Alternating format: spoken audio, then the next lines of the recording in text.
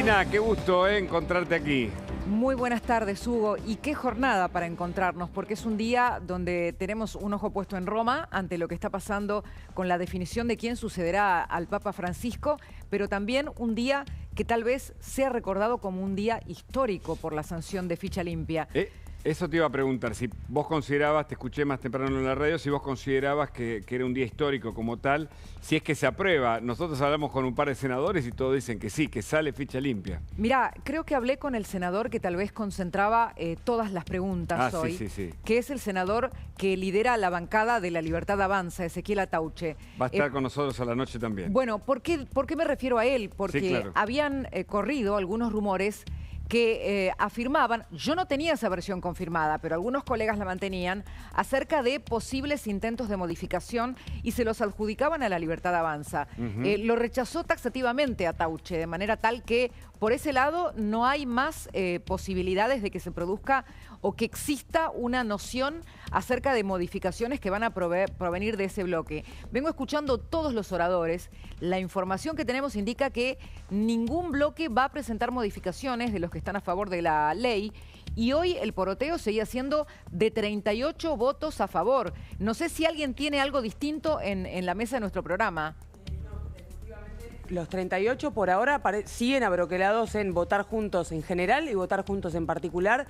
Lo que sí, a las 12:30 entró en el Senado un dictamen de minoría de Unión por la Patria. Interesante ver qué es lo que introdujo, porque claro, exacto, lo plantean modificaciones que son hasta casi interesantes ver frente a una propuesta que rechazan rotundamente, pero que han presentado en el mismo día del tratamiento un dictamen de minoría diciendo nosotros la ficha limpia que querríamos es esta.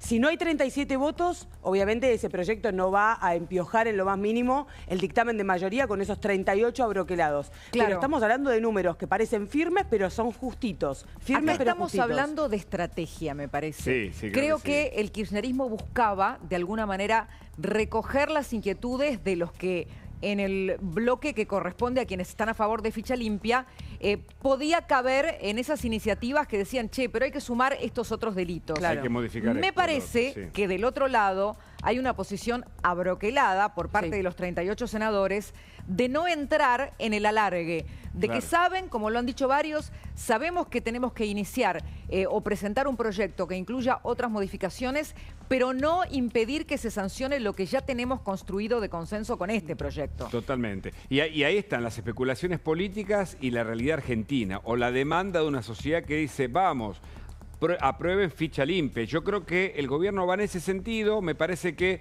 hoy también lo decía Silvia Los Penato aquí mismo, no importa finalmente la autoría, o en todo caso la autoría es de todos los que votaron a favor, porque el kirchnerismo ya está gritando proscripción, que es típico, ¿no? Lawfare, proscripción, ¿viste? Lo de siempre. Está hablando en este momento Martín Lustó. Justamente. Sí, quedan 8 senadores en principio, salvo que o se altere el orden de lo que se había entregado a la presidencia de la Cámara o eventualmente decida alguno de los senadores postulados para hablar retirarse y dejar el paso a otro. Y hay que recordar que el cierre de los presidentes de bloque son en principio 20 minutos cada uno, pero como dijimos siempre acá, como ha pasado en otras sesiones, está Mayans, el senador José Mayans de Formosa, presidente del bloque de Unión por la Patria, que suele ser larguero, que suele tomarse mucho más de 20 minutos. A ver, te digo, Cris, me dicen 3 horas aproximadamente. 3 horas, a pesar de que solo faltan 8 Yo tengo 10 anotados, no sé, Facu, si viste, van actualizando porque muchos se bajaron, incluso iba a hablar Alicia Kirchner y no habló finalmente, por ahora no lo ha hecho, y estaba anotada en el listado original de 44 oradores, y por ahora me dicen que quedan. Está hablando Martín Lustó, no sé, Facu, si vos te lo tenés actualizado también. ¿Les parece que escuchemos? Sí. Vamos a escuchar parte de lo que está diciendo Martín Lustó. Al voto de Martín Lustó lo tengo confirmado por la positiva. Sesgo de clase, tiene sesgo de género, le responde a unos y no a otros, al poder político le responde, al poder económico le responde, a la gente no. Tiene demoras, una justicia que llega tarde no es justicia, pero es ilegítima. Es la justicia de nuestra democracia. Si no creemos en la justicia de democracia, la verdad que no sé en qué vamos a creer. Y la pregunta es, en los casos en donde recién se mencionaban varias provincias, no varias provincias donde el problema es que el Poder Ejecutivo o el Poder de turno hace lo que quiera con la justicia. Miren, ahí no es el problema ficha limpia o no ficha limpia, ahí el problema es de otra índole. No tenemos una forma republicana de gobierno, entonces pensemos realmente si eso es lo que se está diciendo, si amerita intervenciones o no. Y si el problema es nacional, bueno, el problema tampoco es ficha limpia. Si ese es el problema que tenemos a nivel nacional, tenemos un problema muchísimo más grande, si eso es lo que están describiendo. Se dice que esta es una ley con nombre y apellido. Yo estoy de acuerdo. ¿Sí? Pienso en una persona que accedió 2 veces a la presidencia de la Nación, también fue presidente, presidió su partido, que tuvo gran popularidad en la presidencia. ¿Y de qué la perdió? La perdió por causas de corrupción vinculadas a su familia, por un atraso cambiario que tenía una crisis latente, muy grave, que después hizo eclosión, que después de dejar el cargo, esa persona fue condenada, que ya sin tener capacidad política para aspirar a la presidencia, buscó fueros en el Senado, los consiguió. Esa persona se llama Carlos Saúl Menem. Falleció sin cumplir condena. Condena confirmada por casación. 20 años después de los hechos de los que se le acusó. 20 años después de los hechos de los que fue acusado. Fue condenado por sobresueldo. Fue condenado por el contrabando de armas de la guerra de Perú y Ecuador. Hay que decir que es muy inteligente la exposición que acaba de hacer Martín Lustó. Claro. Por dos cuestiones. Primero, porque es cierto, el kirchnerismo está buscando, para invalidar esta ley, impugnar el sistema judicial como un todo. Lo que ya parte de prácticamente impugnar la República, porque ciertamente la justicia es legítima y hay mecanismos para, en todo caso, destituir a los jueces o pasarlos a través del tamiz del Consejo de la Magistratura. Pero por otro lado, pues si vamos a discutir eso, tenemos un problema mucho mayor, ¿verdad? Total. Entonces nada es legítimo. Es decir, estás discutiendo todo el sistema jurídico. Yo creo que el kirchnerismo, cuando buscaba, de alguna manera, cambiar la Constitución para hacer una Constitución a la bolivariana, estaba yendo a otros términos, es decir, la justicia tiene que estar sometida al Poder Ejecutivo. Entonces la impugnación de la justicia por parte del kirchnerismo ya habla casi de un cambio de régimen. Claro, claro. Y en parte eso, Hugo, no sé si coincidís, tiene que ver con que Cristina no zafa si no sale de la República. Pero además, recordemos que Chávez comenzó con su delirio cuando reforma la Constitución porque la gente creyó y la apoyó en ese momento. Exacto. Y después vino toda la debacle. Exacto. Ahora, vos fíjate que esta causa, la de vialidad, que es sobre la que estamos discutiendo, aunque hay otras que van a ir a juicio y probablemente también tengan condena, Tesoro Los Sauces, Cuadernos, etcétera, etcétera. Pero fíjate que ella ahora plantea una recusación contra Lorenzetti. ¿Sabés cómo se traduce eso? Tiempo. Es decir, la recusación contra Lorenzetti implica que la Corte no puede expedirse sobre una condena o sobre un recurso de queja que ella plantea. Entonces, de nuevo, el sistema es permeable a quienes tienen el poder de plantear recusaciones todo el tiempo y de estirar una situación que está bien describiendo Lustó. Porque en la causa de la venta ilegal de armas no hubo condena y Menem muere antes de que finalmente se termine de resolver. ¿Y por qué es inteligente plantearlo de Carlos Menem? Porque ahí te das cuenta de qué manera la estadía eterna en el poder te sirve para eludir la justicia realmente de por vida. Totalmente. De por vida. Entonces, vos entrás en un laberinto donde lo que le queda al ciudadano común es que el que está en la política zafa. A él no lo alcanza la ley. En el caso de Cristina, tenemos una evolución frente a lo que pasó con Menem. Porque el caso de Cristina incluso mostró una investigación mientras ella estaba en el poder. Sí. Hoy una de las senadoras que defendía a Cristina planteaba, Cristina hace 10 años que no gobierna, pero sin embargo siguen hablando de ella. Eso no es cierto. Cristina fue el verdadero poder durante el gobierno de Alberto Fernández, al menos para bloquear el gobierno de Alberto Fernández. Totalmente. ¿No? Y es probable que el kirchnerismo haya superado y por mucho al menemismo en materia de corrupción. Las causas del kirchnerismo, el arquetipo, la arquitectura, el tablero que armaron desde vialidad, pasando por la ruta del dinero, por Otesur y Los Sauces, Megacausas Cuaderno, la alianza y el encubrimiento con Irán demuestra un sistema que casi nos acerca y nos hace caer en la trampa de Cuba. Total. O de Venezuela, cuando vemos a Maduro Total. visitando ahora y encontrándose con Putin, como si fuera una agencia de ese país. Entonces, estuvimos a punto de caer en una trampa muy peligrosa, pero la justicia me parece que también está demorando, y este caso de ficha limpia es algo que la sociedad está pidiendo. Por eso, así como Uruguay lo tiene en su constitución, ojalá que hoy tengamos un día histórico y así comenzamos a conversar, ¿no? Déjame agregarte algo porque mencionaste Cuba. Me voy a correr un poco del tema ficha limpia. Lo que voy a plantear es importante. Estamos en un terreno especulativo, lo sé, pero la operación de extracción o de rescate de los seguidores partidarios de María Corina Machado en la Embajada Argentina de Caracas es una intervención que no reviste antecedentes en cuanto a lo que veníamos observando sobre acciones directas de los Estados Unidos en un régimen dictatorial en Latinoamérica. Pero hay algo más, porque obviamente, sobre todo los argentinos, estamos pensando en el destino de Nahuel Gallo, del gendarme. Recién lo hablábamos acá con los chicos en la mesa y ahora le voy a dar pase a Facundo. Déjame decir algo más. A estas horas, lo que ha demostrado esta acción que se produjo mientras Nicolás Maduro estaba en vuelo hacia Rusia es una enorme vulnerabilidad del régimen. Un régimen que ya crujía.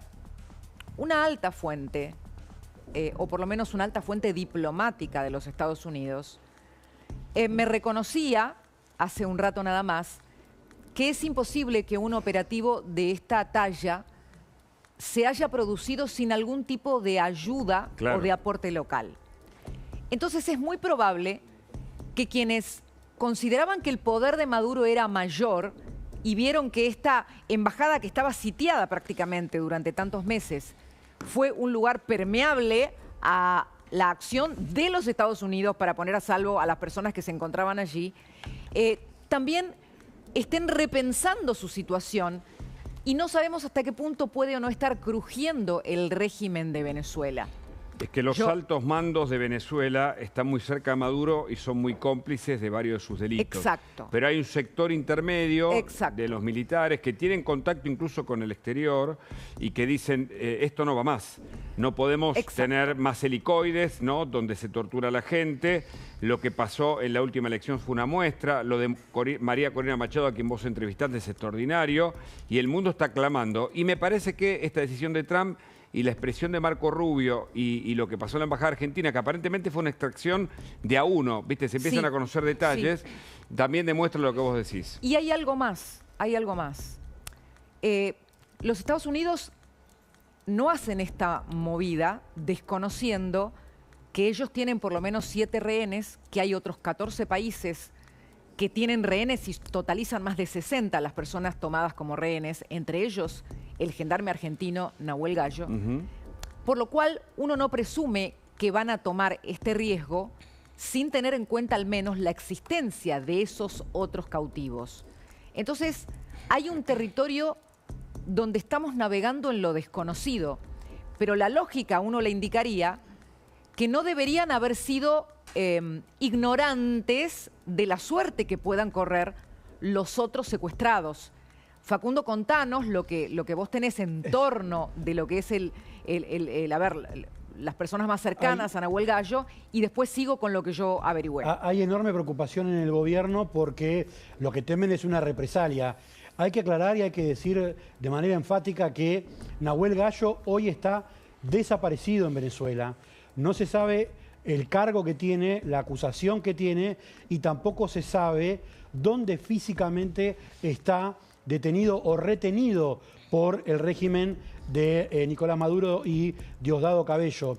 Hay enorme preocupación y sobre todo en el entorno de la familia de Nahuel Gallo, lo que temen es eventualmente una represalia del régimen de Maduro al haber sido expuesto todo su dispositivo de seguridad e inteligencia de este modo tan abierto. Lo que me decían anoche, apenas se conoció esta situación de la liberación, es que hubo un operativo cinematográfico para poder sacar a los retenidos, a los 5 asilados. Y esto demostró que como decías vos, Cristina, ese cerrojo que supuestamente tenía el régimen bolivariano no es tal. Por eso hay enorme preocupación en el gobierno, las máximas autoridades, desde el presidente, el canciller y el jefe de gabinete están encima de esto, y la ministra de Seguridad también, Patricia Bullrich, tratando de, como decías vos, meter el nombre de Nahuel Gallo en cualquiera de las negociaciones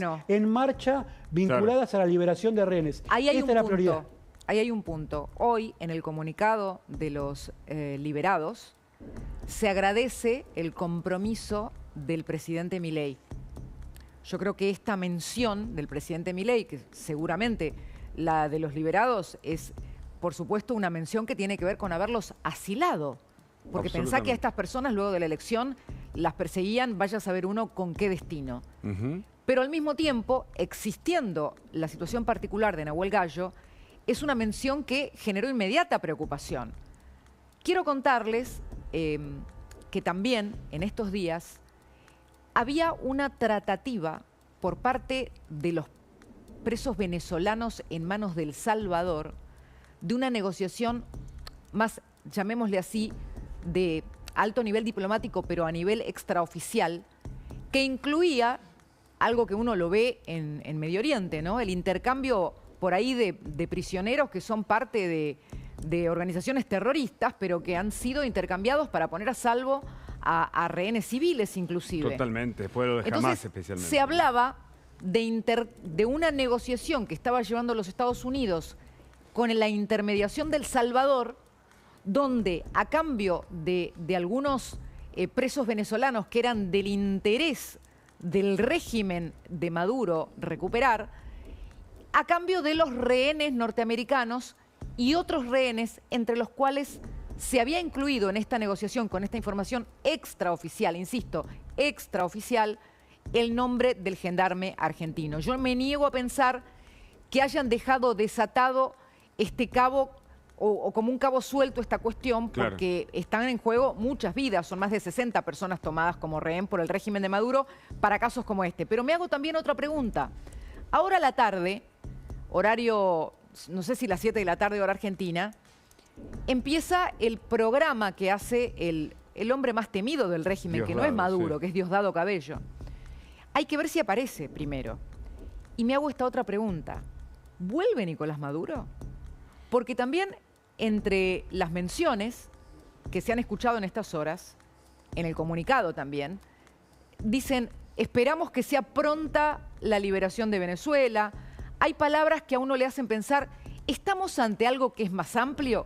Obviamente que estamos hablando del terreno de lo hipotético, pero también se da en una situación totalmente inusual de un Nicolás Maduro viajando a Rusia, ¿no? Lo que demuestra que, teniendo en cuenta que hay espías rusos, que se ha escrito mucho sobre el tema, que se han descubierto en la Argentina también, lo que hay que decir es que Cuba tiene su sistema de inteligencia distribuido por todo el mundo, pero que terminan siendo satélites, como lo es Venezuela, de la Rusia de Putin. Ese escenario que aparece cuando uno rasga un poquito la superficie es interesante de ver, ¿no? Porque lo que se está discutiendo ahí es geopolítica, de esta que en algún momento nos conectó a nosotros con Irán, ¿te acordás? Total. ¿No? Son horas de mucha angustia, inquietud e incertidumbre con respecto a lo que pasa en Venezuela. Y ahora te quiero decir, Hugo, vamos a tener un programa muy especial, porque en nuestra mesa va a estar un simple ciudadano, pero mucho más que un simple ciudadano, porque es una de las dos personas de la sociedad civil, es decir, a la que pertenecemos todos nosotros, que no formamos parte del poder, pero que inició un movimiento que hoy tiene, mirá, me corre frío al decirlo, a los senadores de nuestro país hablando de un tema del que sobre todo se hacía silencio, que es la corrupción. Así que enseguida está con nosotros Gastón Marra. Sé que no es un día fácil para él, que no es fácil estar en un estudio de televisión porque debe estar con un nerviosismo tremendo, pero nos metemos en este tema que también hace a un compromiso ciudadano que compartimos. Totalmente. Interesantísimo programa tenés por delante. Si hoy mencionamos a Gastón, a propósito de charlar con Silvia Lospenato, que estuvo en estos estudios, y la verdad que se le reconoce el trabajo que ha hecho en su momento recorriendo todos los medios, visitando, en fin, periodistas para difundir lo que hoy puede ser ley. Así que contra me quedo viento con y vos. marea, ¿no? Contra viento y marea. Contra viento y marea, absolutamente. Contra intereses mafiosos, digámoslo. Contra huracanes y tsunamis, porque viento y marea, viste, te queda corto. Buen programa, Cristina. Gracias, Hugo, querido. Un gusto encontrarte. Igualmente, encantado. Ficha limpia lo impulsé yo, pero también